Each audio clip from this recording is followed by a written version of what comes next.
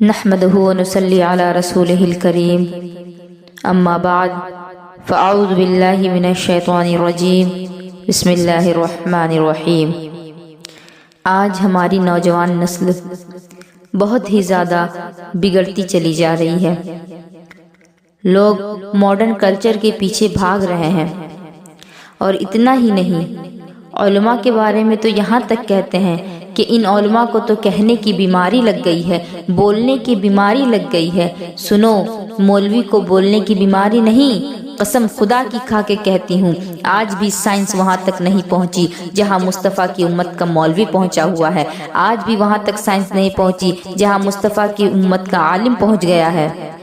دقیانوس سوچ والا کہا نہ کرو، وہ بتا دیتے ہیں جو کچھ دن بعد ہونے والا ہوتا ہے، اس لیے بیٹیوں کے فیصلے بھی سوچ سمجھ کے کریں۔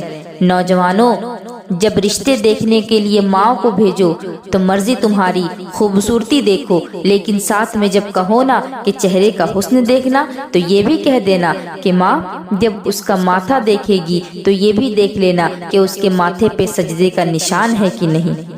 جب وہ بات کرے تو اس کے الفاظ کو چیک کرے نا تو اس کے سانسوں میں دیکھنا قرآن کی تلاوت کی خوشبو آ رہی ہے یا نہیں۔ ماں جب اس کو تو چلا کر اس کی چال دیکھے تو یہ بھی دیکھنا کہ اس کا دوپٹہ کہیں حیا سے کاندھے سے سرک تو نہیں جاتا۔ یہ دکھواؤ، قسم خدا کی ایسی بیٹیاں تلاش کر کے لاؤ، گود تمہاری ہوگی لیکن آنے والا صلاح الدین ایوبی پیدا ہوگا۔ لیکن اس سے پہلے ہمیں اپنے آپ کو بدلنا پڑے گا۔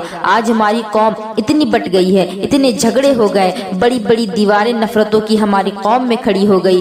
گراؤ ان دیواروں کو۔ کل تک لوگ ایک بیٹھک میں ایک برتن میں ساتھ بیٹھ کر کھایا کرتے تھے، کسی کو کسی کی جوٹن سے بیماری نہیں لگتی تھی، کسی کو کسی کی جوٹن سے پریشانی نہیں ہوا کرتی تھی۔ آج اتنی نفرتیں بڑھ گئی ہیں کہ لوگ کسی کا جھوٹا پانی پینے کو تیار نہیں ہوتے، حالانکہ میرے آقا حضور تاجدار مدینہ سرور قلب و سینہ سرکار محمد مصطفیٰ صلی اللہ تعالی علیہ وسلم نے فرمایا کہ مومن کے جھوٹے میں شفا ہوتی ہے۔ اس کے باوجود آج لوگ ایک دوسرے کے جھوٹے سے نفرت کرتے ہیں۔ خدا کے واسطے یہ نفرتیں ختم کر دو، یہ دوری ختم کر دو، یہ فاصلے مٹا دو، اور ایک دسترخوان پر بیٹھ جاؤ، ایک محفل میں بیٹھ جاؤ، تاکہ دیکھنے والے کو پتہ نہ چلے کہ کتنے خاندانوں سے ہیں، کتنی حویلیوں سے ہیں۔ اس طرح سے بیٹھ جاؤ کہ لوگوں کو کہنا پڑے کہ خاندان تو سمجھ میں نہیں آیا، البتہ ایک بات سمجھ میں آ گئی کہ جتنے بھی بیٹھے ہوئے ہیں سب مدینے والے کے غلام ہیں۔ ایسا کردار کیوں نہیں بنا لیتے؟ جگہ کیوں نہیں ہے دلوں میں؟ دل تنگ ہوتے جا رہے ہیں، اپنے دلوں میں جگہ پیدا کرو۔ جب تک دل میں جگہ پیدا نہیں ہوگی کوئی بھی بھلائی نہیں ہوگی۔ ہمارے دلوں میں گنجائش ختم ہو گئی ہے۔ اللہ معاف کرے، جتنے بھی لوگ سن رہے ہیں ان میں کوئی نہ کوئی بھائی ہوگا، کوئی بہن والا ہوگا، کوئی بھائی والی ہوگی۔ اللہ کرے ہر بھائی کو کوئی نہ کوئی بہن ضرور ہو، اس لیے کہ ہم یہ بھی جانتے ہیں کہ جس گھر میں بہن نہیں ہوتی وہ گھر نہیں ہوتا، قبرستان لگا کرتا ہے۔ جس گھر میں بیٹیاں نہیں ہوتی وہ گھر میدان لگا کرتا ہے۔ اگر بیٹا ایک بھی نہ ہو اور اللہ چار بیٹیاں دے دے تو وہ گھر قسم خدا کی چمن نظر آیا کرتا ہے، لیکن اگر بیٹیاں نہ ہو تو وہی گھر قبرستان نظر آتا ہے۔ جتنے بھی لوگ سن رہے ہیں مجھے بتاؤ، کیا بہن سے بھی زیادہ کوئی پیار کرتا ہے؟ کوئی دیکھا ہے بہن سے زیادہ پیار کرنے والا؟ بیوی تمہارے لیے کچھ بھی کر سکتی ہے، وہ تمہارے لیے جی سکتی ہے، تمہارے لیے مر سکتی ہے، لیکن بہن سے زیادہ پیار نہیں کر سکتی۔ کبھی سمجھنا ہو نا بہن کے پیار کو تو کربلا چلو، کئی لاشیں امام حسین اٹھا چکے۔ بی بی زینب نے سوچا کہ بھائی اکیلا ہے، تنہائی ہے، چل کر اس کے پاس بیٹھتی ہوں، اس کی کچھ تنہائی کم ہو جائے گی۔ جب وہ آئی تو میرے امام گردن جھکا کر بیٹھے ہوئے تھے۔ کہا بھیا، نانا کی ایک حدیث یاد آ رہی ہے، ہر بھائی سنے اس بات کو جو سیدہ زینب رضی اللہ تعالیٰ عنہ نے امام حسین سے کہا۔ امام حسین نے کہا کون سی؟ سیدہ زینب نے فرمایا کہ آقا صلی اللہ تعالی وسلم نے کہا تھا کہ جب مصیبتیں آ جایا کرے تو صدقہ دیا کرو، صدقہ بلاؤں کو ٹال دیتا ہے۔ حسین، آج کربلا میں بڑی مصیبت ہے، پیاس ہے، بھوک ہے، غریب الوطنی ہے، دشمن ہے، بے سر و سامانی ہے، پردیسی ہیں، غرض کے کوئی یار و مددگار نہیں۔ حسین، اس سے بڑی کوئی مصیبت کیا ہوگی؟ کہا پھر کیا؟ کہا اگر اجازت دیں تو بہن صدقہ کرنا چاہتی ہے۔ اتنی بات کہی، میرے حسین نے کہا، بہن کا چہرہ دیکھا، فرمانے لگے زینب صدقہ کیا کرو گی، سب کچھ تو مدینے رہ گیا ہے۔ اتنا سنا بہن بھی حسین کی تھی، کہنے لگی بھائی جب ذات شان والی ہے تو صدقہ بھی شان والا ہونا چاہیے۔ آج بھائی بیمار ہوتے ہیں تو بہنیں نظر اتارتی ہیں، देखना जब भाई दूल्हा बनेगा तो बहनें उनकी नजरें उतारा करती हैं। मैंने देखा है कि बहनें पानी का छींटा मारती हैं। पूछा कि क्या बात है? कहने लगी कि भाई की नजर उतार रही हूँ, कहीं किसी की बुरी नजर मेरे भाई को न लग जाए। कितना अजीब रिश्ता होता है बहन और भाई का।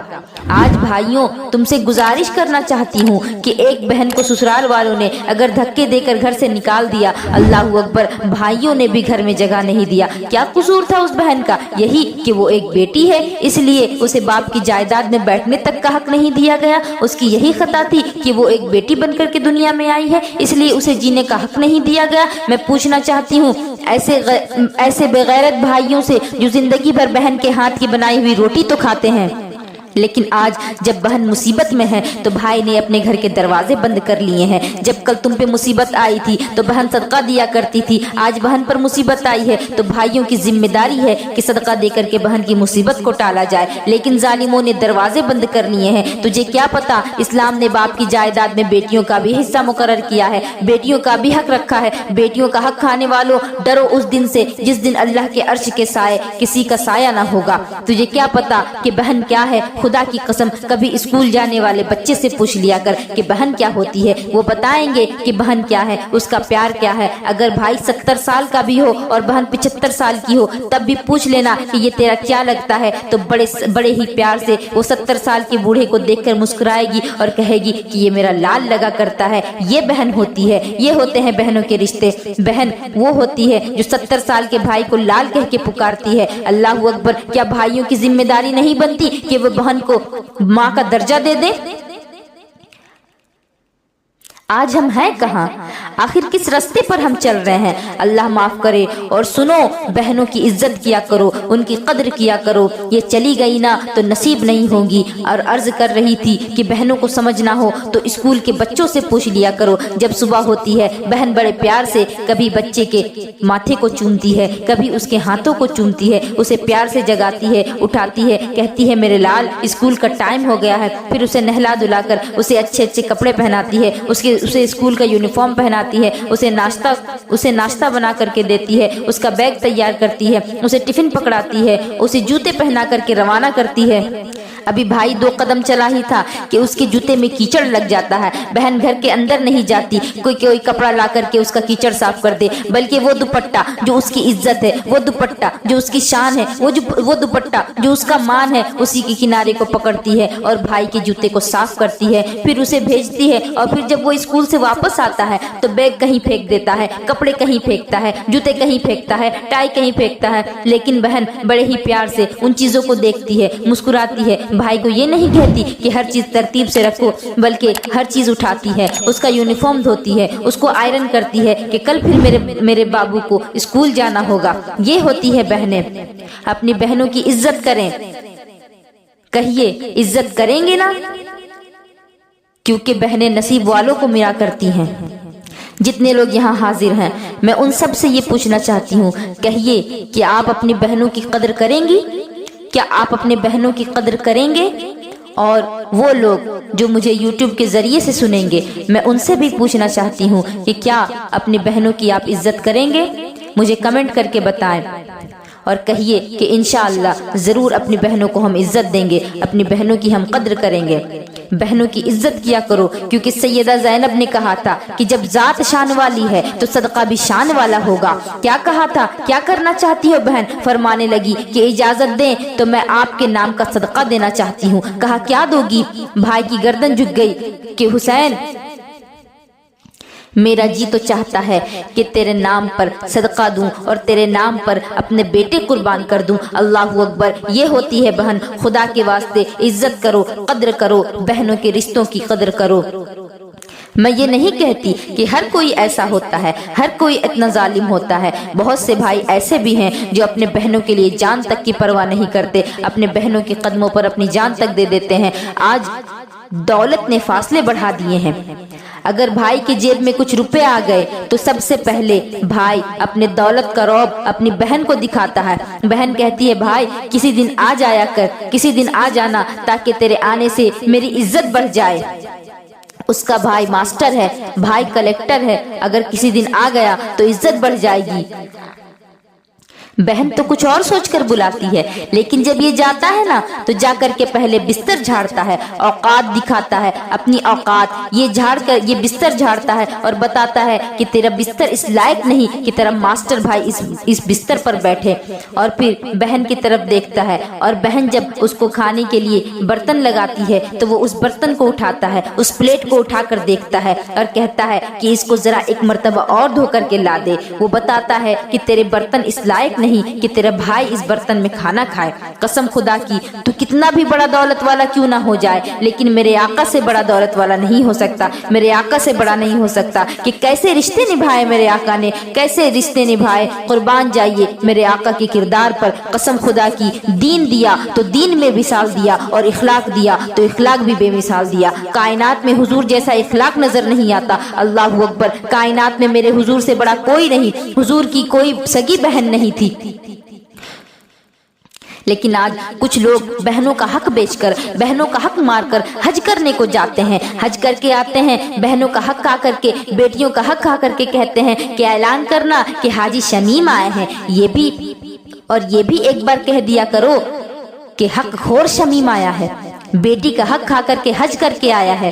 ये तो बताएं कि कलेजा फख्र से चौड़ा हो रहा है अपने आप को हाजी कहलवाते हुए। लेकिन जरा गौर करें कि तुमने किसी के हक को मारा है। कयामत के दिन जब अल्लाह रब्बुल इज्जत तुमसे सवाल करेगा तो तुम क्या जवाब दोगे? वल्लाह किसी का हक ना खाया करो। मेरे हुजूर की कोई सगी बहन न थी। हुजूर की सगी बहन होती भी कैसे? मेरे हुजूर का कोई सगा भाई भी ना था, क्योंकि मुफस्सिरीन फरमाते हैं कि अगर भाई या बहन होते तो वो हुजूर को भाई कहते। सगा भाई भी हुजूर के लिए अल्लाह ने गवारा नहीं किया। अब सुने कि हुजूर की कोई सगी बहन नहीं थी, लेकिन एक चचेरी बहन थी, एक चचाजाद बहन थी। मुझे बताएं क्या हुजूर की कोई सगी बहन थी? नहीं थी। एक चचाजाद बहन थी जो हजरत अबू तालिब की बेटी थी, हजरत उम्मे हानी। उनकी चचाजाद बहन जब हजरत उम्मे हानी,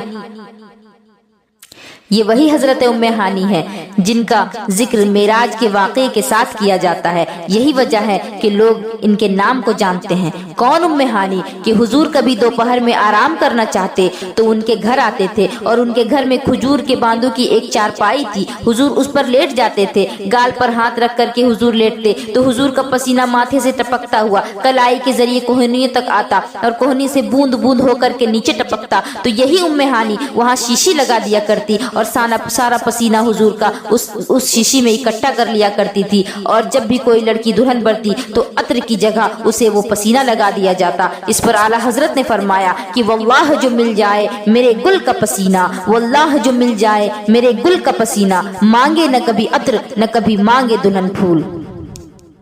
ये उम्मे हानी जिसको हुजूर का पसीना लग जाया करता था, पुश्तों तक उसकी नस्ल महकती रहती थी, 7 पुश्तों तक ये खुशबू जारी रहती थी। ये हुजूर का पसीना था। और उम्मे हानी हुजूर उनके घर तशरीफ लाते, आराम करते। जब ये ईमान लाई ना तो एक रिवायत के मुताबिक कहा जाता है कि शौहर ने उन्हें छोड़ दिया। आज हमने कलमा पढ़ा, हमने उसके लिए कोई कीमत नहीं चुकाई। आज हमने कलमा पढ़ा, आज हमने कलमा पढ़ करके कोई बड़ी बात नहीं दिखाई। आज तो हमें ईमान जो है वो विरासत में मिल गया, कोई कीमत हमने नहीं चुकाई। आज बंदे मुसलमान कहलाते हुए शर्माते हैं, कल पिट पिट करके भी खुद को मुसलमान कहलवाते थे। मक्का की चिलचिलाती धूप में रेत पर खाली बदन घसीटा जाता था, फिर भी अल्लाह एक है, अल्लाह एक के नारे लगाया करते थे। मुश्किल तो उस दौर में मुसलमान होना था, लेकिन आज कहते हैं कि आज इस्लाम पर रहना मुश्किल हो गया है। मुझे बताओ, तपती रेत पर नमाज पढ़ना मुश्किल था या फिर एसी में बैठ करके नमाज पढ़ना मुश्किल है? मुझे ये बताओ कि नमाज पढ़ते हुए खजूरों की चटाई में धूनी दे दी आग की धूनी लगा दी जाती थी, क्या उस वक्त ईमान पर रहना मुश्किल था या अभी ईमान पर मुश्किल है? जबकि मस्जिदों में एसी लगे हुए हैं, जबकि मस्जिदों में कालीन बिछवा दी गई है कि आओ और नमाज पढ़ो, तो मुझे बताएं कि ईमान पर कायम रहना कब मुश्किल था? उम्मे हानी ईमान लाई, शौहर ने छोड़ दिया, अकेली रह गई। हुजूर हिजरत करके मदीना तशरीफ ले गए। 10 साल हुजूर के बगैर उम्मे हानी ने गुजारे। कोई कमाने वाला ना था। आज लोग पैसों के लिए कमाते हैं, लेकिन कल लोग रोटी के लिए कमाते थे। सबसे ज्यादा अमीर वो होता था जिसके घर में पेट भर के खाना होता था। आज खाने को देखो लोग भर भर के गमले फेंकते आ रहे हैं। अगर ये खाना किसी गरीब, किसी यतीम को मिल जाता तो कितने वक्त का उसके लिए इंतजाम हो जाता। कभी हमें ख्याल नहीं आता कि हम जो खाना फेंक रहे हैं, जो खाना ज़ाया कर रहे हैं, अगर हम यही खाना किसी गरीब को खिला दें तो उसकी भूख मिट जाएगी। 10 साल इंतजार किया उम्मे हानी ने। 10 साल के बाद हुजूर तशरीफ लाए, फतह मक्का हुआ। जब मक्का में हुजूर तशरीफ लाए तो आज हजारों तलवारें हुजूर के साथ थी। जब वो हजारों तलवारें मक्का की गलियों में गुजरी तो उम्मे हानी के बच्चे की निगाह हुजूर पर पड़ी। दौड़ करके घर आया, कहने लगा, अम्मा, जिसको तू भाई कह के पुकारा करती थी, आज हमने उसे देखा है। माँ कहने लगी, क्या कह रहे हो? हाँ माँ, जिन आंखों की तारीफ करते तुम थकती नहीं थी, आज हमने उन आंखों को देखा है। जिस चेहरे को तू कहती थी ना कि चांद से ज्यादा हसीन है, आज हमने उस चांद से ज्यादा हसीन चेहरे को देखा है। माँ कहती है, क्या कह रहे हो? कहा, हाँ माँ, जिनकी तू बात बताती हुए थकती नहीं थी कि आज हमने उनको देखा है कि वो हमारे घर आया करते थे, लेटा करते थे, आज हमने उन्हें देखा है, मक्के में देखा है। हजरत उम्मे हानी कहती हैं कि हुजूर की आमद की खबर सुनी, मेरा कलेजा खुशी से उछलने लगा। अचानक बच्चे कहते हैं, ऐ माँ, कल वो गरीबी का दौर था, गुर्बत का दौर था, तब हमारे घर आकर बैठा करते थे। ऐ माँ, तू कहती थी तुझसे उनका भाई बहन का रिश्ता है, आज वो सरदार बन के आए हैं, क्या आज भी वो तेरे इस गरीब खाने में आएंगे? क्या आज भी वो तेरे इस गुर्बत में आकर के तेरी मदद करेंगे? ऐ माँ, बताना, आज उन्हें अपनी गरीब बहन का ख्याल आएगा? आज उन्हें अपनी गरीब बहन का घर याद आएगा? उम्मे हानी कहती है कि जब बच्चों ने ये बात कही तो मैं शशोपंज में रह गई कि अगर हाँ कहती हूँ और वो ना आए तो क्या होगा, और अगर ना कहती हूँ और आ गए तो क्या होगा। मैं सोच ही रही थी कि मेरे मुंह से निकल पड़ा कि हाँ, वो जरूर आएंगे। अभी कहे हुए कुछ देर ही गुजरी थी कि दरवाजे पर दस्तक होती है। मैंने कहा, मन दक्कल बाब, दरवाजा किसने बजाया? आवाज आई, अना मुहम्मदुर रसूलुल्लाह, मैं मुहम्मदुर रसूलुल्लाह हूँ। कहा, जैसे ही ये आवाज आई मेरे बच्चों ने छलांग लगाई, जाके कोई हुजूर के कदमों पे लिपट गया, कोई दामन से लिपट गया। कहती हैं, हुजूर ने पर्दा हटाया, मैं आका को देख रही थी, आका मुझे देख रहे थे। कहती हैं, मुझे आंखों पर भरोसा ना था, ऐसा लगता था जैसे कोई ख्वाब नजर आ रहा है। अल्लाहू अकबर। कहती हैं, हुजूर मुझे देखते रहे। उसके बाद सरकार ने फरमाया, उम्मे हानी, दरवाजे पर ही खड़ा रखोगी या आने की भी इजाजत दोगी? कहा, हुजूर ने जैसे ही इतना कहा, मैंने कहा, या रसूल अल्लाह, ये घर भी आपका और इस घर वाले भी आपके, आपको इजाजत की क्या जरूरत है, अंदर तशरीफ ले आइए। अब वो भाई सुने जो बहन के घर जाता है तो बिस्तर झाड़ करके बैठता है, कान खोल करके सुने कि उम्मे हानी कहती हैं, जब हुजूर अंदर आए तो मेरे घर में बिछाने के लिए बिस्तर ना था, हुजूर अंदर आए मेरे घर में बैठने के लिए चारपाई ना थी। आका आए, आका ने दाहिने बाएं देखा, एक टूटा हुआ चटाई नजर पड़ा, एक बोरिए पे नजर पड़ी। कहती हैं कि हुजूर उसी पर आके बैठ गए। कहती हैं कि मुझे पैदा करने वाली की कसम, हुजूर ने उस चटाई से गर्द तक नहीं झाड़ी और उस पर उसी तरह बैठ गए। लेकिन आज भाइयों का क्या हाल है कि अच्छे नर्म नर्म बिस्तर पर बहनें बिठाती हैं, लेकिन उनको झाड़ कर बैठते हैं और बहन की औकात दिखाते हैं। आज मेरे आका फातिह मक्का बन करके आए हैं, लेकिन बहन के दरवाजे पर आए तो दरवाजे पर आने के बाद बगैर इजाजत घर के अंदर दाखिल नहीं होते, बगैर झाड़े चटाई पर बैठ जाते हैं। उम्मे हानी कहती हैं कि मैं हुजूर को देखती रह गई। उसके बाद आका कहते हैं, गुमान तो मेरा ये था कि हुजूर मक्के में आए हैं, बड़े बड़े सरदारों ने इंतजाम किया होगा, लोग राहों में खड़े थे, किसी अमीर के यहाँ दावत रही होगी। आका ने कहा कि बहन कुछ खाना नहीं खिलाओगी?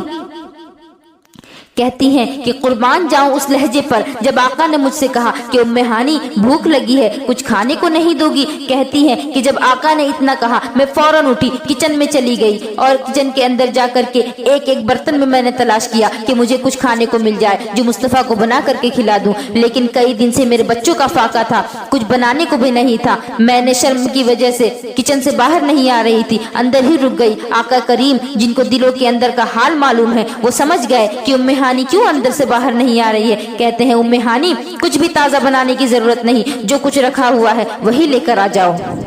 उम्मे हानी कहती हैं कि जब सरकार ने कहा कि जो रखा है वही लेकर आओ तो मुझे याद आया कि मेरे घर में एक जौ की रोटी का टुकड़ा रखा हुआ है जो कई दिनों से रखा हुआ है। कहती हैं कि मैंने वो टुकड़ा उठाया, थोड़ा सा सिरका प्याली में लिया और वो सिरका और उस रोटी के टुकड़े को लेकर के आका की बारगाह में हाजिर हुई और मैंने पेश किया। अब सुने वो बहन और अब सुने वो भाई जो बहन की रोटी देख करके माथे पर लकीरें डालते हैं।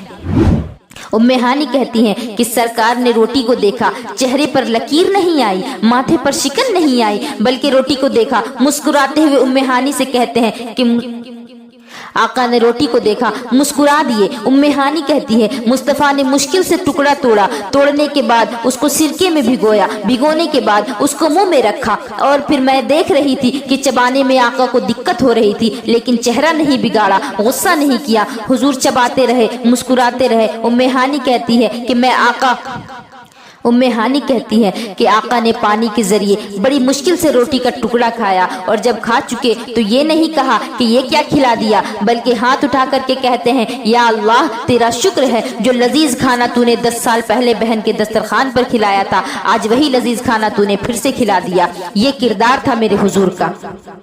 خدا را اپنی زندگی کو بدلو، انقلاب پیدا کرو اپنی زندگی میں، اور حضور کے اسوے پر عمل کرو۔ ایک شخص 15 دنوں تک محرم کا لنگر کھلایا کرتا۔ ایک دن ایک مولوی صاحب کو بلاتا ہے اور کہتا ہے حضرت آپ کی دعاؤں کی وجہ سے 15 دنوں سے چولہے کی آگ نہیں بجھی ہے، 15 دنوں سے لنگر کھلا رہا ہوں۔ جیسے ہی وہ شخص جاتا ہے، ایک پڑوسی اس کا آتا ہے اور کہتا ہے کہ حضرت ذرا یہ بھی تو معلوم کر لیں کہ یہ لنگر کھلا رہا ہے لیکن اس کی ماں اس سے راضی ہے کہ نہیں۔ مولوی صاحب کہتے ہیں کہ کیا بات ہے کہ ماں اس کی راضی نہیں ہے۔ ماں کے پاس جاتے ہیں اور کہتے ہیں کہ تمہارا بیٹا لنگر کھلا رہا ہے، تم اس سے راضی نہیں؟ آخر کیا وجہ ہے کہ تم اپنے بیٹے سے راضی نہیں؟ تو ماں کہتی ہے کہ اگر یہ پوری دنیا کو بھی کھانا کھلا دے تو بھی میں اس سے راضی نہیں ہوں گی، کیونکہ 5 سال سے اس نے میری بیٹی کا چہرہ نہیں دیکھا، 5 سال سے یہ میری بیٹی کو گھر لے کر کے نہیں آیا۔ تو خدا کے واسطے لنگر بعد میں کریں، اپنوں کو پہلے راضی کریں، لنگر بعد میں کریں، اپنوں کی پرواہ پہلے کریں، پہلے اپنوں کے دروازے پر جائیں، پہلے انہیں کھلائیں، ورنہ تمہارے دروازے پر ساری دنیا تو کھا کر چلی جائے گی، تمہارے دروازے سے کتے تو کھا کر چلے جائیں گے، مگر اپنوں کو تمہارے گھر کا ایک دانہ نصیب نہیں ہوگا۔ فرمایا گیا کہ بھیک دینے میں بھی سب سے پہلے اپنے گھر والوں کو دیکھا کرو کہ تمہارے گھر میں کون ضرورت مند ہے، انہیں دو، پھر اپنے پڑوس میں جو زیادہ ضرورت مند ہے اس کو دو، اور اس کے بعد دور والوں کو دیا کرو۔ بیٹیوں کو بوجھ نہ سمجھا کرو، بہنوں کو بوجھ نہ سمجھا کرو، کیونکہ بیٹیاں تو اللہ کی رحمت ہوا کرتی ہیں۔ زمانے بھر میں بڑی گھر کی شان بیٹی سے، زمانے بھر میں بڑی گھر کی شان بیٹی سے، مہکتا رہا دل کا مکان بیٹی سے، اور ضروری یہ نہیں بیٹوں سے نام روشن ہو، ضروری یہ نہیں بیٹوں سے نام روشن ہو، میرے نبی کا چلا خاندان بیٹی سے۔ ہماری ویڈیو کو زیادہ سے زیادہ شیئر کریں تاکہ آپ بھی ثواب کے حقدار بنیں، اور کمنٹ بھی ضرور کریں۔ وما علینا الا البلاغ۔ السلام علیکم ورحمۃ اللہ وبرکاتہ۔